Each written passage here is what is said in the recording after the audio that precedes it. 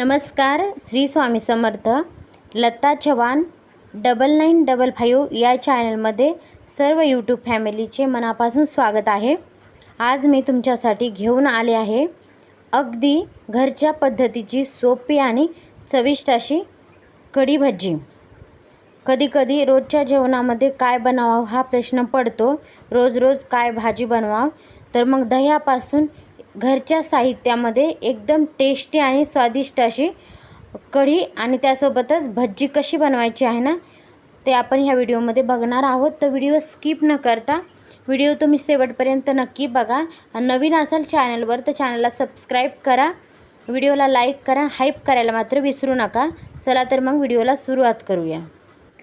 कांदा, हिरवी कोथिंबीर कट करून घ्यायची आणि थोडासा कढीपत्ता पण घ्यायचा. खलबत्त्यामध्ये 10-12 लसणाच्या पाकळ्या घ्यायच्या, त्यामध्ये थोडेसे जिरे टाकायचे आणि हिरवी मिरची टाकायची, आपल्या आवडीनुसार कमी जास्त करू शकता. आणि त्यामध्ये थोडंसं मीठ टाकायचं जेणेकरून मिरच्या लवकर कुटतात. आणि त्याला बारीक कुटून घ्यायचं आणि त्यामध्ये नंतर थोडेसे शेंगदाणे टाकायचे आणि त्याला पण बारीक कुटून घ्यायचं. जास्त बारीक पण शेंगदाणे करायचे नाही. कढीमध्ये थोडे जाडसर शेंगदाणे टाकले ना तर कढी पण छान लागते खायला. तर इथं मी 1 वाटी दही घेतलेलं आहे. तुम्हाला आवडत असेल तर तुम्ही ताकाची पण कढी बनवू शकता, नाही ताक नसेल तर दह्याची पण बनवू शकता. इथे मी 1 वाटी दही घेतलेलं आहे आणि त्याला छान फेटून घेतलं. नंतर त्यामध्ये थोडंसं बेसन टाकलं आणि त्याला छान फेटून घेतलं. गॅसवर कढई ठेवायची. कढई छान गरम झाली की त्यामध्ये तेल घालायचं. तेल छान गरम होऊ द्यायचं. नंतर त्यामध्ये मोहरी घालायची. मोहरी छान तडतडली की त्यामध्ये जिरे घालायचे. जिरे छान फुलले की त्यामध्ये जे आपण हिरवी मिरचीचा ठेचा केलेला आहे ना मसाला, ते त्यामध्ये घालायचा आणि त्याला छान मिक्स करायचं चम्मचनं. गॅस कमीच ठेवायचा जेणेकरून आपला मसाला व्यवस्थित तळतो आणि कढईला पण लागत नाही. नंतर त्यामध्ये आपण कट करून घेतलेला कांदा टाकायचा आणि त्याला छान मिक्स करायचं. व्हिडिओमध्ये दिसते ना, अगदी त्याच पद्धतीने सगळे करायचं. नंतर त्यामध्ये थोडंसं कढीपत्ता घालायचा आपल्या आवडीनुसार. कढी बनवली आणि कढीपत्ता नसलं तर कढीला टेस्टच येत नाही. तर त्यामुळे कढीपत्ता तर आवर्जून घालायचा आणि त्याला चम्मचनं छान मिक्स करायचं.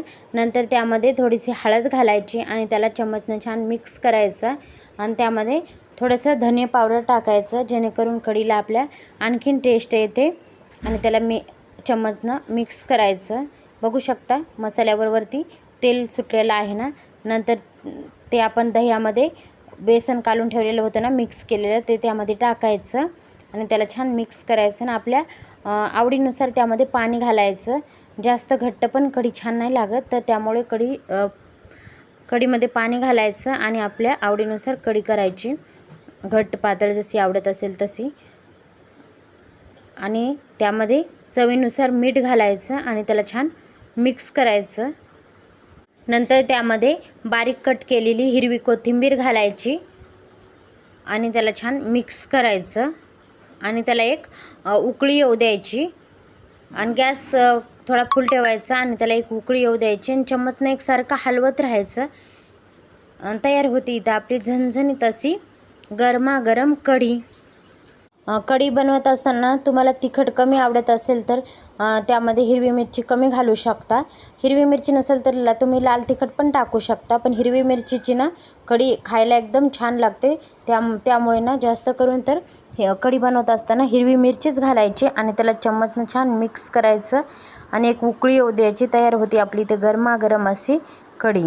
बघू शकता इथं कढीला उकळी आलेला आहे. आता आपण गॅस बंद करूया आणि मस्त गरमागरम कढी एन्जॉय करूया.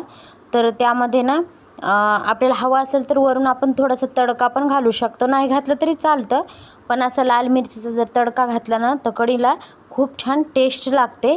तर इथं मी ना लाल मिरची, थोडेसे जिरे आणि तेल टाकून तडका दिलेला आहे वरून त्या कढीला. आणि त्यामध्ये आपले असे गरमागरम पकोडे सोडून घ्यायचे गरम गरम कढीमध्ये आणि मस्त एन्जॉय करायचे. ही कढी पकोडे तुम्ही गरमागरम भातासोबत खाऊ शकता किंवा ज्वारीच्या भाकरीसोबत किंवा पोळीसोबत, चपातीसोबत खाऊ शकता. खायला एकदम अप्रतिम असे कढी भजे लागतात. तर एकदा नक्की ट्राय करा आणि मस्त एन्जॉय करा. तर मंडळी, आज आपण अगदी सोप्या पद्धतीने आणि घरामध्ये उपलब्ध असलेल्या साहित्यापासून चविष्ट कढी आणि भजी बनवलेली आहे. तुम्ही ही रेसिपी एकदा नक्की ट्राय करून बघा.